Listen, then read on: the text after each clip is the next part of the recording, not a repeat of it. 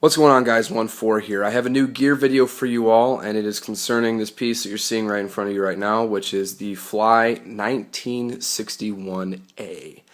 I recently picked this up off a seller on the Michigan Airsoft Forum, whose name, as of now, is Tallis or Tolis. I haven't met him in person, so I'm not exactly sure how his name is pronounced. But at the time, when I purchased it, his name was YOLO Swag for Jesus, and I'm going to refer to him solely as YOLO Swag for Jesus for the rest of this video because it was quite funny dealing with him in PMs and getting a PM. It's like, you just received a PM from YOLO Swag for Jesus. So I purchased this and my Flyye Paca off him on the Michigan Airsoft Forum for the new kit that I'm working on right now.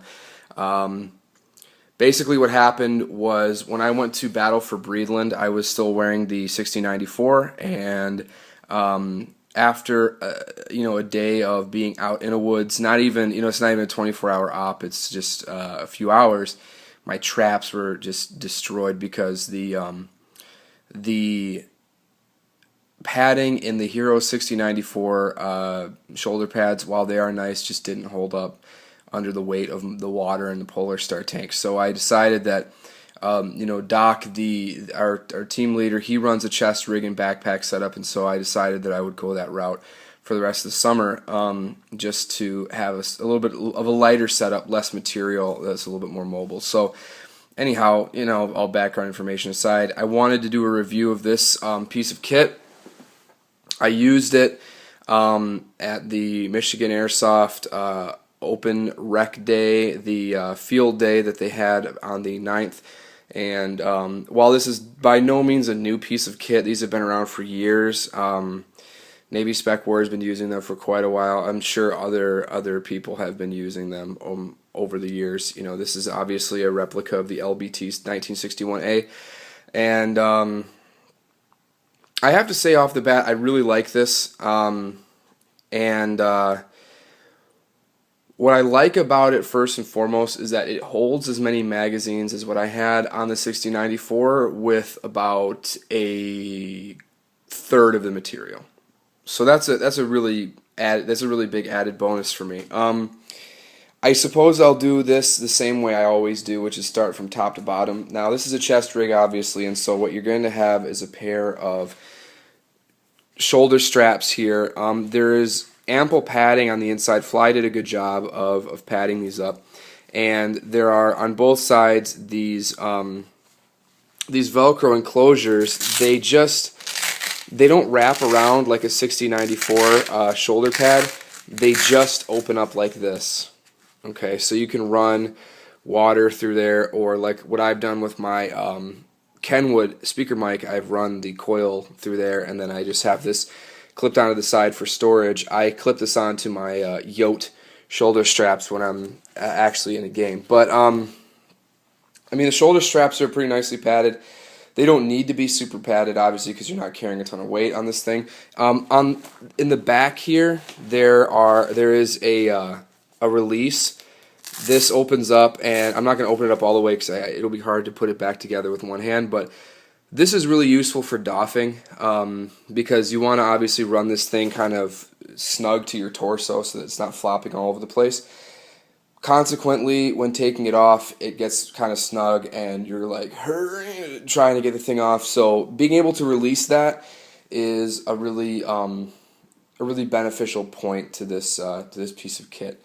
Now, moving down across the front here, there are 4 magazine pouches, presumably for AR mags. I suppose you could fit other types of magazines in there. However, I don't think you'd be able to utilize the unique design on the inside that I really enjoy. Now, in all of these pouches, with the exception of this one, there are 2 cells on the inside of the pouch. Now, there's enough room in the rear cell to run the magazines directly stacked on top of each other like so.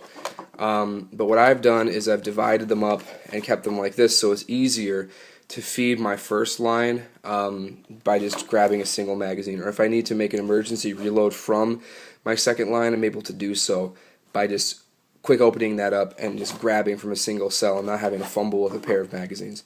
On both sides, now this chest rig is symmetrical, so on both sides there's a large universal pouch. It came with a snap-on elastic, how do you call it, just kind of lip that I removed because all I do is I use these pockets for dead rags. Behind this large universal pouch is a elastic band which comes in handy for routing my Polar Star tube, and then behind that is a radio pouch. It's big enough to fit an embedder, but I just have the my puxing in there right now. And then there's a small miscellaneous pouch. I'm not quite sure if this is big enough for a grenade. I think it is, but I believe that's what it's designed for. And then as far as this middle pouch is concerned, it's a double cell pouch behind with no divisions, so just two mags stacked on top of each other. And then in here is here are two smaller pouches that you could put secondary reloads in, and you could also put, I believe, 40 mic grenades in there as well. So there's that, and then again with the same setup on the other side, miscellaneous pouch, radio pouch, elastic band, lots of buckles everywhere, and that pretty much does it. Now, one thing that I want to say really quick is that Flyye obviously is a household name, and they really have delivered on this piece as well as every other piece that I've owned from them. The stitching is clean, the material is good. My only beef is that khaki and from Flyye is really shiny when you first get it. Luckily I was able to get some dirt on this thing. It's not super salty yet, but hopefully it will continue to accumulate salt as time goes on. So, and then as far as the back is concerned, it's just a plain panel, Flyye Industries logo there, and that just about does it. It's a very simple, minimalist rig, and right now I'm wearing it over just my combat shirt because it's hot as balls in Michigan right now. But when it starts to get cooler, or if I do play CQB with this, I will wear a PACA underneath it, just because getting shot directly in the tit fat, really, it just, like catching a BB to the nipple is like, ooh, it's a rare shot, especially if you wear plate carriers, but there's just that odd chance that somebody could get that angle, and just bad news bears. But and really, actually, while I'm back here, before I forget, the straps are easily adjustable. I was able to adjust this thing to fit my torso alone in my apartment. I didn't need any help doing that, and obviously this thing, it's not like an RRV where you can run it either in like this H configuration or crisscross.